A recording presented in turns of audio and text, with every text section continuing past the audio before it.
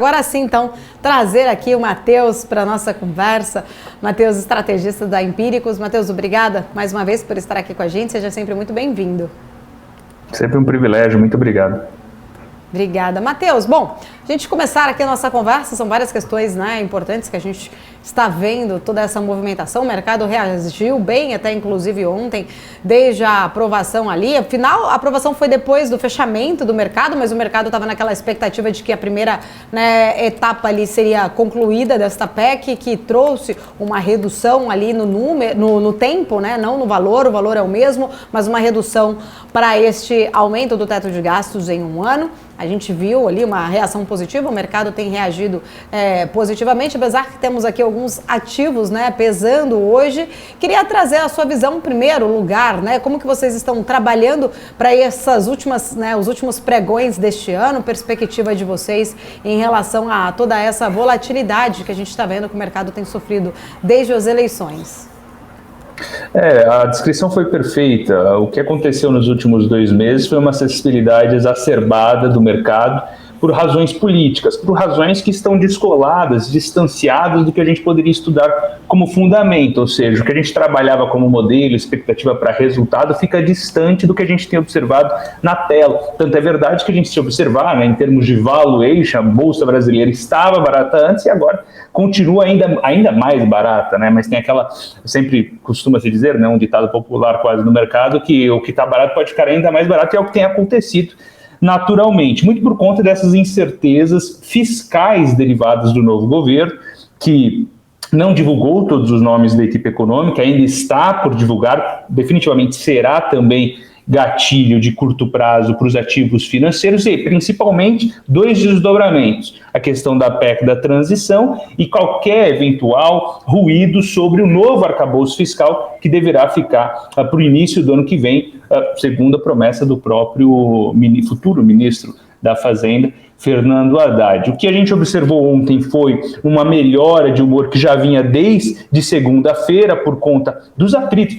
Então até tem uma leitura, né? Uma leitura de atrito institucional entre poderes, o que gera ruído e é negativo, mas que no curto prazo possibilitou uma devolução de prêmios sobre a curva de juros que tinha pesado sobre os valuations dos ativos e, consequentemente, desvalorizado. Então o movimento que a gente tem sido mais tradicional, pelo menos na nossa cabeça, como a Bolsa Brasileira está barata, seria natural esperar alguma posição em equity, ainda que limitada, mas migrar para nomes de maior qualidade que seriam menos sensíveis em eventuais aventuras, até mais heterodoxas, no início desse governo que vai começar agora em 2023.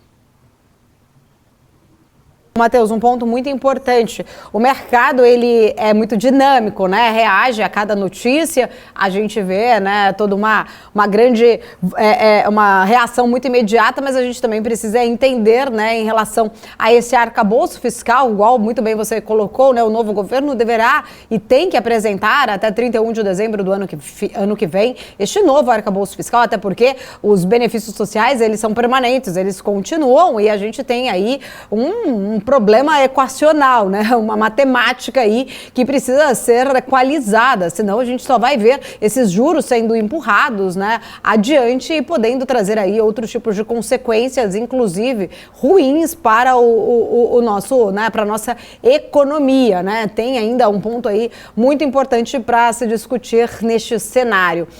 Eu queria entrar agora um pouco mais em alguns ativos com você aí, principalmente alguns setores. Queria entender um pouquinho mais a visão de vocês para o setor de commodities, por exemplo, né? A gente estava agora há pouco, inclusive, falando aqui dessa viagem do Volodymyr Zelensky aos Estados Unidos. A gente sabe também ali o quanto todos os conflitos, né, geopolíticos, eles têm impactos, principalmente em relação faz uma grande pressão inflacionária e relacionado também principalmente a commodities. Queria entender também um pouco mais da sua visão e falar, né, não só pegando carona nesse gancho, mas a gente tem toda uma questão de China. A gente falou bastante recentemente também sobre a flexibilização da política de Covid na China, mas por um outro lado, aumento de casos, né? A gente não sabe até onde vai ali essa flexibilização da China também, e isso faz preço, principalmente para o minério. Queria entender um pouquinho, né, como que vocês estão enxergando todas essas questões. Olha, pragmaticamente ainda temos posições em commodities, ainda entendemos que haja espaço para ter ganhos em alguns nomes de commodities, no Brasil especialmente. A última janela temporal, né, se a gente observar de 2020 para cá, pandemia, pós-pandemia e guerra na Ucrânia, foi um período muito curioso para investimento em commodities, né? São vários choques de oferta e demanda que impactaram o preço e, como tradicionalmente ocorre, o ativo reagiu, né, a ação das empresas reagiram à variação do preço da commodity subjacente. Então, minério de ferro, petróleo principalmente, e outras tantas commodities que tiveram variação relevante ao longo desse ano. Agora, mais recentemente, o que a gente observa é um arrefecimento de preços, de certa maneira, em especial de petróleo, que acaba sendo a commodity mais arbitrada, por isso qualquer humor que tenha sobre esse mercado espraia para os demais mercados de commodities. As commodities principalmente começou a sentir muito eventuais desdobramentos de uma recessão por conta do aperto monetário que está acontecendo ao redor do mundo inteiro, que tradicionalmente deveria impactar sim a economia real e consequentemente gerar uma recessão, ainda que aquilo que se chama de mild recession, né, uma recessão mais suave, ou até mesmo, caso seja bem sucedido, algo que historicamente não acontece muito, mas caso seja bem sucedido, um possível soft landing nas economias centrais. E quando você vai pressionando, né, perspectiva de demanda, você tem pressão de preços para baixo. O que acontece é que, ainda que haja um relativo, né, hard peers, né, ou hard comps, para o ano que vem, para as empresas de commodities em termos de resultados, ou seja, os resultados das empresas de commodities vão ser desafiadores, mas parte disso já está no preço por conta da comparação relativa ser muito difícil, né? Foi um primeiro semestre bom para as commodities, depois veio arrefecendo. Então, apesar disso já estar no preço, ainda existe a outra ótica, que seria, como você muito bem colocou, a questão da oferta, que esse ano foi muito impactado pelo novo rompimento das cadeias de suprimentos e que poderia eventualmente voltar a ser pressionado, em especial no mercado de petróleo. Então, no curto prazo, seria natural esperar, como a gente já conversava antes, um arrefecimento dos preços, como já aconteceu em grande parte, mas também por conta dessa falta estrutural de oferta, questões estruturais de oferta no mercado de petróleo, por exemplo, esse preço deveria se manter em patamares elevados. Isso acontece também para outras commodities.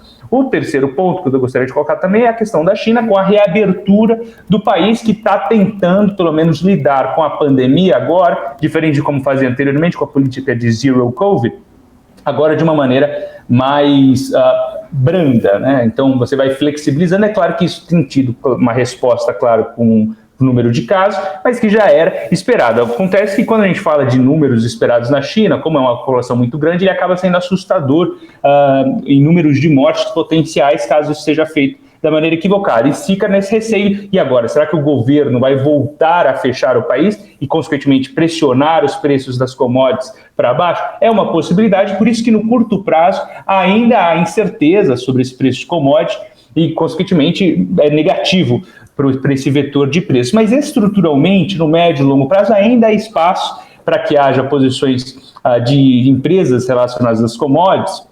Claro que no Brasil a gente vai ter que se distanciar um pouquinho de Petrobras por conta dessa incerteza política, mas tem outros nomes no setor que poderiam sim se beneficiar de manutenção de patamares de preços ainda elevados, ainda que corrigidos, ainda elevados, porque vão continuar gerando fluxo de caixa para o seu acionista, que no final do dia é o que importa para a gente, né? Carregos de prêmios de risco de ações de longo prazo levam isso em consideração. Por isso a gente fica ainda tranquilo com algumas posições em commodities, atentos, corrigindo algumas imperfeições em termos de peso, né, ajustando ponderação dentro da carteira, mas ainda assim entendendo que haja espaço para o setor de commodities de maneira geral.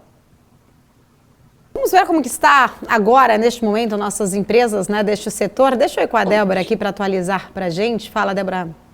Setor de siderurgia e mineração, primeiro aqui, tá? Para poder a gente dar uma olhada. A gente tem Vale em alta, inclusive a gente tem Gerdau, CBA, Tupi, todos esses papéis aqui numa tendência de queda, um pouco descolado da cotação da segunda sessão, os contratos futuros da Allian, mas a Vale aqui subindo 0,44%. A gente tem a Aura Minerals também subindo, os Minas, CSN Mineração, enfim, a gente tendo sempre alta da commodity, né, Matheus, lá fora, isso acaba favorecendo aqui.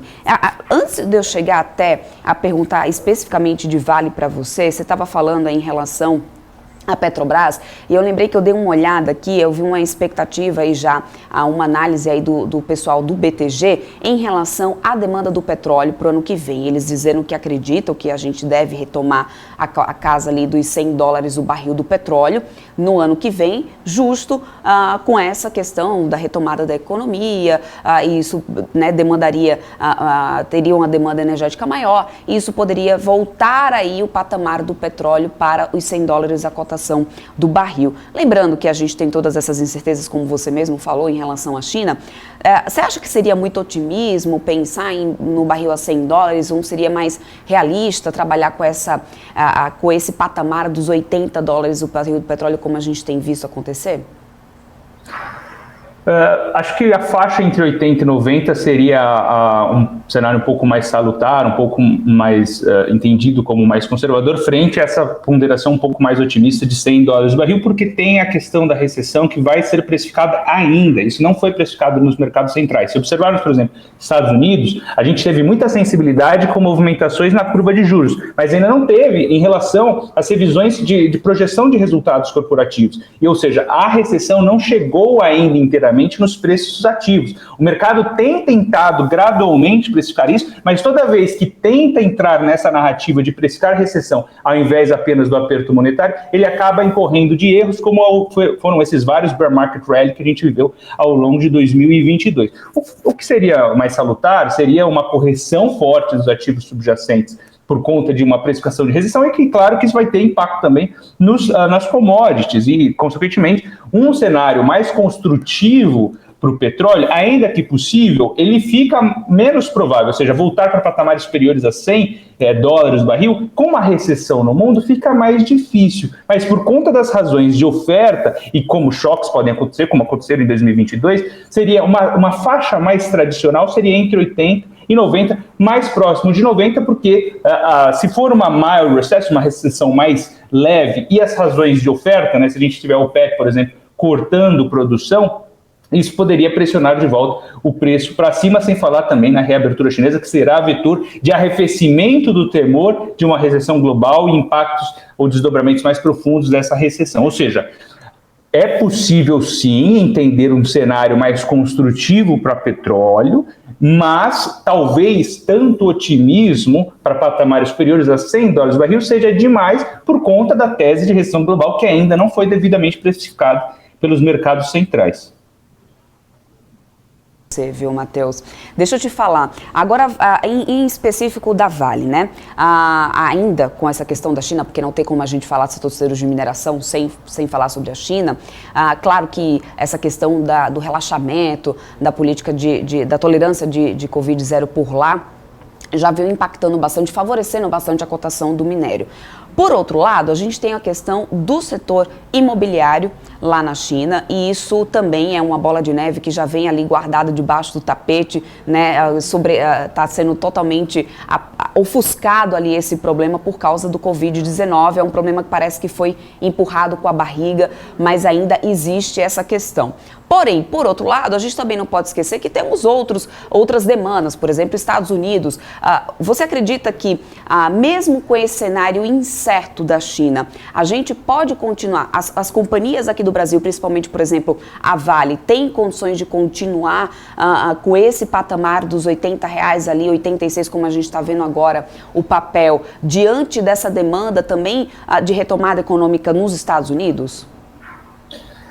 Veja, Vale é um papel barato, eu tenho conforto em ter ela na carteira, a única ponderação seria o tamanho dela na carteira, né? Como você muito bem colocou, tem pontos muito importantes, é muito sensível à China, muito mais do que qualquer outra commodity, e consequentemente, ainda que tenha reabertura chinesa, novos estímulos por parte do governo, que são ponderações possíveis e prováveis, inclusive, você tem o outro lado, que são as razões estruturais para preocupações com a China. Então você tem não só a questão do, como você muito bem citou, setor de incorporação, mas o setor de bancos regionais que estão comprometidos, e a questão demográfica que afeta a perspectiva de crescimento estrutural de longo prazo para o país. Ou seja, esses dois vetores são negativos, sim, inevitavelmente, mas no curto prazo o Vale poderia sim se beneficiar de pressões de uma reabertura, estímulos monetários, por conta justamente de patamares pelo menos mais flexíveis ou mais convidativos de petróleo, de minério de ferro por tonelada, aliás, né? Então você tem hoje um patamar acima de $100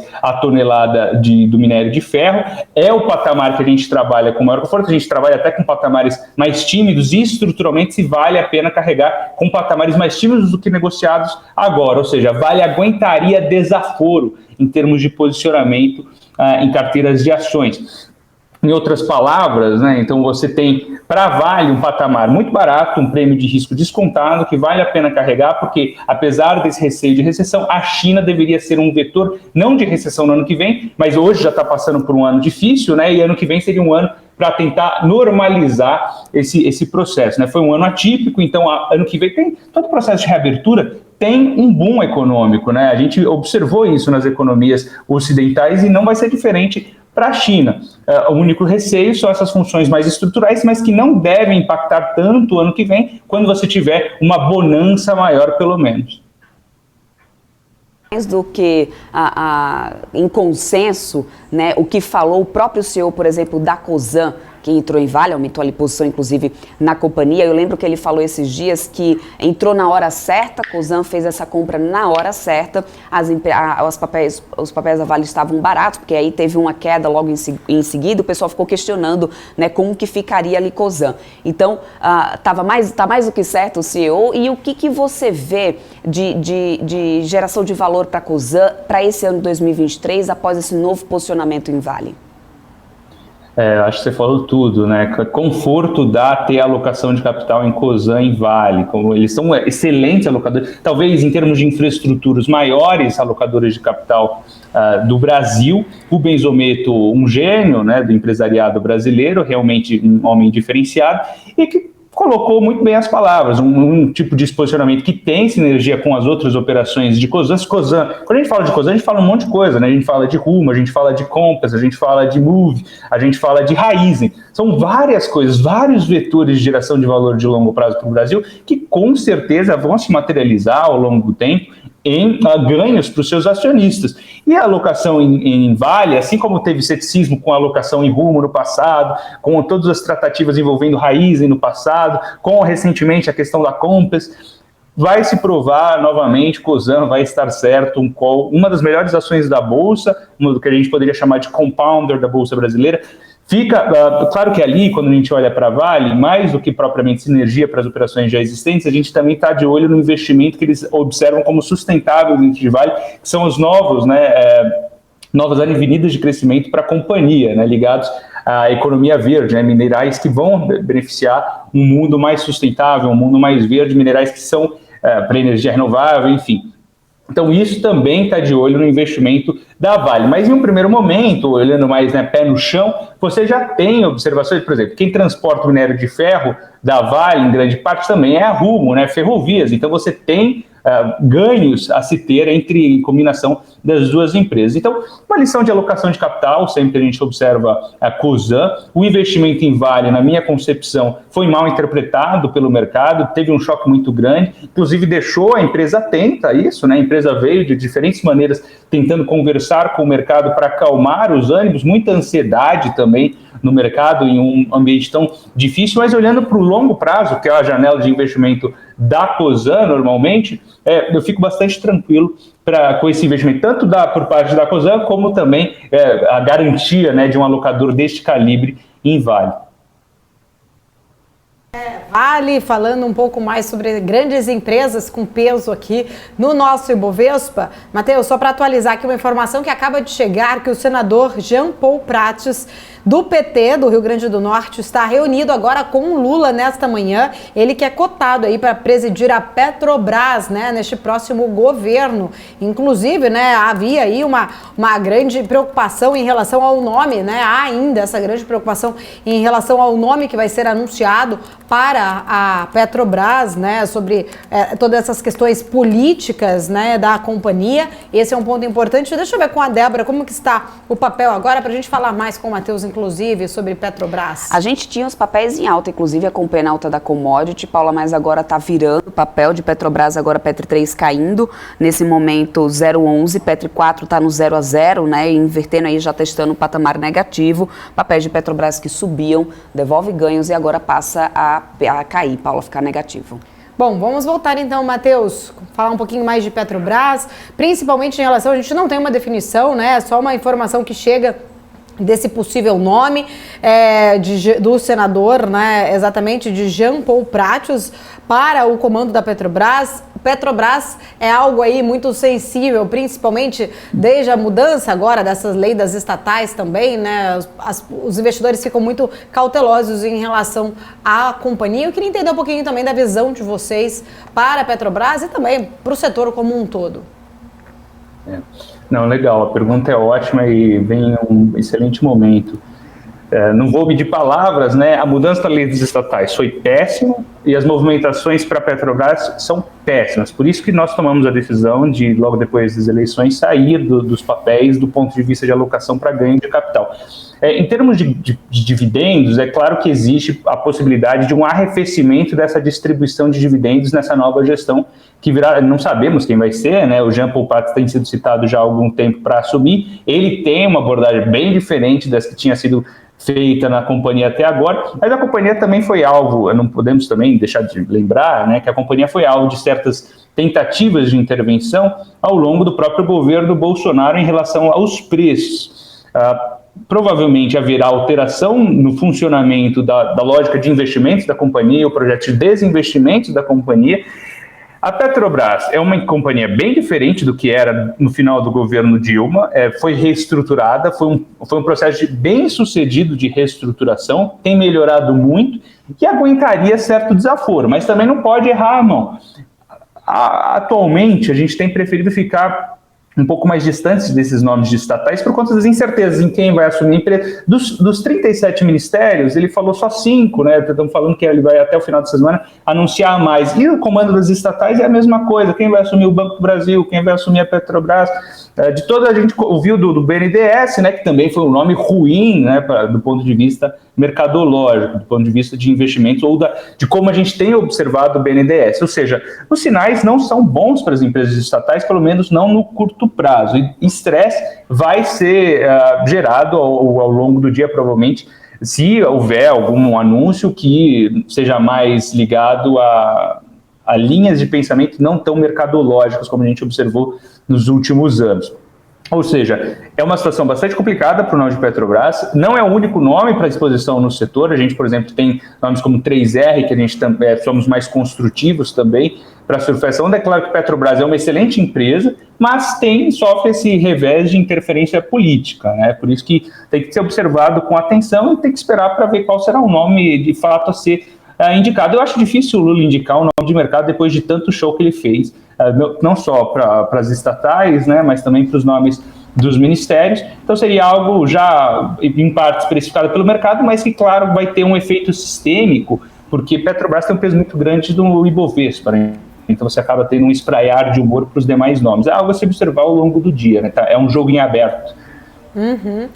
Os assuntos ainda, né? Brasília segue a todo vapor, né? Nem parece 21 de dezembro, né? Em Brasília, inclusive, tem 2 informações aqui, só pra gente atualizar de lá. Quero continuar com você, Matheus, aqui, falando do mercado, mas olha só, o senador, o Marcelo Castro, relator, né, diz que o orçamento de 2023 deve ser votado amanhã no Congresso, né? Havia uma expectativa de que fosse hoje, então ficou definido para amanhã. E uma outra informação também que chega agora é que o atual ministro das Comunicações, Fábio Faria, acaba de pedir demissão. Fábio Faria pede, então, demissão do Ministério das Comunicações, segundo o Diário Oficial da União. A saída agora, né, já está publicado nesta quarta-feira, já vale a partir de agora, então, o Fábio Faria, que deixa o comando do Ministério das Comunicações. A demissão foi a pedido dele ali, publicada já hoje, na quarta-feira, no Diário Oficial da União. Durante aí, já teve o decreto, inclusive, assinado pelo presidente Jair Bolsonaro. o chefe do executivo não nomeou um substituto, né? Exatamente, há poucos dias, né, para nova equipe assumir, então a pasta vai ser comandada interinamente a partir de agora pela atual secretária executiva Estela Dantas, tá? Então ela fica aí na cadeira, assume essa cadeira até o dia 31 de dezembro, aí a partir do dia 1º de janeiro de 2023 deve ser então indicado um novo ministro para as comunicações, ou ministra para as comunicações, pelo presidente eleito Luiz Inácio Lula da Silva, que segundo Lula falou que até o final desta semana anunciaria aí os nomes, né, dos outros ministérios que ainda não foram divulgados. Deixa eu voltar então agora com a Débora, que já está aqui com os setores de altas e baixas, para a gente comentar mais com o Matheus. Fala, Débora. Matheus, eu queria falar um pouco sobre IRB, que a gente está tendo essa alta forte aqui do papel, 17,28%, papel que, aliás, vem acumulando as maiores perdas no índice Bovespa no ano. Só que IRB aí anunciou hoje que teve um lucro líquido de 6,4 milhões de reais em outubro, né? E aí a gente também tem a questão na comparação com o prejuízo do mesmo período do ano passado, que tinha sido de mais de 84 milhões. A gente sabe que a questão da sinistralidade estava impactando bastante os papéis de IRB nos últimos trimestres, esse período, né, de pandemia. E agora vem a companhia e traz esse lucro líquido registrado, né, fazendo a comparação anual. Ou seja, dá para poder a gente começar a olhar para uma reversão ali na situação de IRB, papel que acumulou muito prejuízo, destaque aí de queda acumulada do ano. Talvez a gente comece já a ver um novo cenário para IRB nesse 2023, diante desse resultado aí de outubro, Matheus, ou ainda é muito cedo para poder falar sobre isso? No caso de IRB especificamente, eu prefiro ficar distante ainda. É uma empresa que passou por momentos muito delicados, péssimos em termos de percepção. Não dou o benefício da dúvida para a companhia em termos de alocação. Daí você me fala o seguinte, ela percentualmente tem subido muito, né? Todos os dias ações ao redor do mundo inteiro sobem muito e a gente não se incomoda que a gente perdeu essa alta. IRB é um tipo de alta que, se aconteceu, não me incomoda nada de perder. Tem outros papéis que eu acredito ser muito mais interessantes e com atratividade de preço do que o de IRB, né? Que está numa situação assim, no meu entendimento, ainda muito delicada, calamitosa. Não me sinto confortável de recomendar um papel desse, mesmo com patamar de preço atual. E esse teu mesmo raciocínio, essa tua mesma linha de raciocínio, Matheus, valeria então para o setor, por exemplo, de varejo, que é um outro setor que a gente vem bem descontado, né? A gente tem empresas, de acordo com alguns analistas, muito baratas, mas, por exemplo, nos 2 últimos dias disparou aí em altas significativas, inclusive, algumas delas com mudança de gestão, que é o caso de Via, né? Mas segue essa mesma linha de raciocínio para você, ou seja, são altas ali que não te faz ali ficar, né, triste por ter perdido, por não ter acompanhado?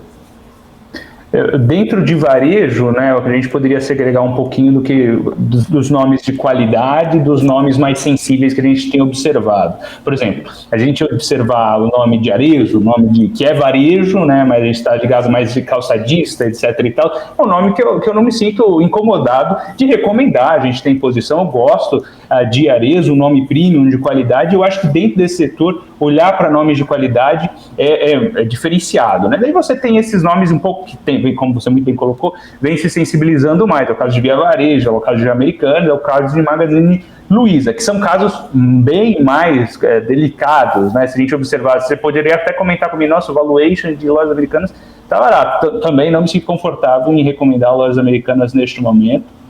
É um caso, a gente olha a situação do país, né? A gente tem muita incerteza em relação ao que será de demanda desses setores ao longo do tempo. Então é aquele caso que assim, tem patamar de preço atrativo, né, em termos de valuation, mas também não pode ficar ainda mais barato, né, a depender. É um tipo de lojas americanas, por exemplo, uma situação de queima de caixa estranha, né, ao longo do tempo.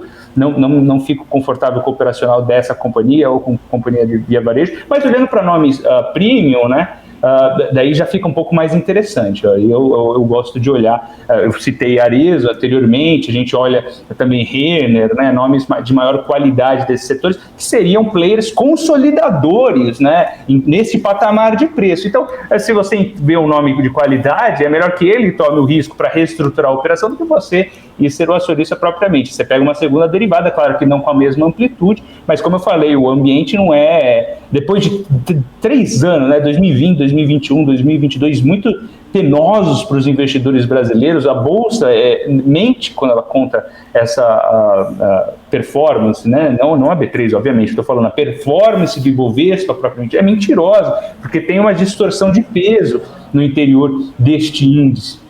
Que se a gente observar a performance de grandes gestores, Dínamo, Atmos, são brilhantes em termos de alocação, também estão sofrendo muito, porque a Bolsa brasileira foi muito difícil ao longo desses últimos anos. Tem coisa muito barata, mas também tem essas value trap, né, que a gente não pode incorrer o risco neste momento tão delicado de transição de governo. Não sabemos como vai ser a economia global no ano que vem. O Brasil, tradicionalmente, um grande beta sobre o mundo, né? Quando o mundo vai bem, a gente vai muito bem. Quando o mundo vai mal, a gente corre o risco de ir muito mal. Então, é muito delicado o momento. Prefiro ter nomes de maior qualidade agora, ainda que a gente percentualmente possa não dar uma grande porrada. Para o investidor é muito mais consciente, muito mais tranquilo surfar bem, porque esses nomes estão baratos e vão andar também se a Bolsa descolar, né, se tiver uma grande valorização. Ter um ou outro nome um pouco mais sensível, dá para ter, mas olhar para quem está entregando resultado, tem muita coisa que está entregando resultado, tem maior sensibilidade, né, um beta maior, nestes momentos, poderiam se beneficiar com grande estirada do que esses nomes mais delicados, que acabam sendo até muitas vezes casos de reestruturação,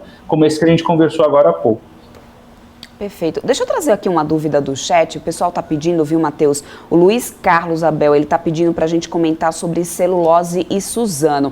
Aliás, eu até lembro aqui que eu falei sobre uma notícia que a Suzano reduziu o preço da tonelada da celulose, né, na China em dezembro. Eles não confirmaram ali valor final, mas teria sido um corte de $40 na commodity da empresa. E aí eu até complemento um pouco aqui esse pedido, né, do nosso telespectador no chat, sobre como que ficam então as margens da companhia diante dessa redução do preço da celulose, ô Matheus? Olha, gostei muito da provocação. Suzano é um nome que eu sempre fico olhando, a gente gosta bastante, inclusive quando a gente tem pensado o que a gente está olhando para 2023, é um dos nomes que sempre passa na nossa cabeça. A celulose é um dos plays que pode, sim. Tradicionalmente, né, quando a gente fala de commodity, quero exposição em commodity, quero dolarizar a carteira, a gente pensa em commodities, mas celulose, em tese, historicamente, tenderia a ser um tipo de commodity, ainda que volátil, menos relativamente às demais. Então, ela daria uma segurança de dolarizar a carteira com menos vol do que minério de ferro, por exemplo, que tem sido uma loucura ao longo dos últimos anos. Ou petróleo, que é refém também da oferta da OPEP ou não da OPEP, né? Então, você tem essa situação. Então, celulose é algo que eu tenho mais conforto para ter exposição, é mais seguro, mais safe. Gosto bastante de Suzano e a companhia tem entendido, na minha concepção, que ela pode sim se dar ao luxo de agora, né, eventualmente reduzir preço para que num segundo momento consiga capturar eventuais novas altas ou expansão de demanda para tentar pegar um mercado um pouco mais sensibilizado em 2023. É um nome que eu gosto, é um nome que nos atrai, é um nome que em termos de valuation também não é impeditivo para comprar, pelo contrário, acho que dá para ter posição. Não temos hoje a recomendação de compra no papel, mas é algo que sempre passa na nossa cabeça. Dentro do setor de celulose, né, você tem outros nomes interessantes, tá? Empresa listada no Brasil, mas Suzano é o que mais brilha os olhos pelo seu tamanho, pela robustez da companhia, etc. Inclusive tem aqui o Joaquim Teixeira lembrando no nosso chat, né, Suzano pagando bons dividendos. A galera gosta de dividendos também, não dá para deixar de falar sobre isso, né, Matheus?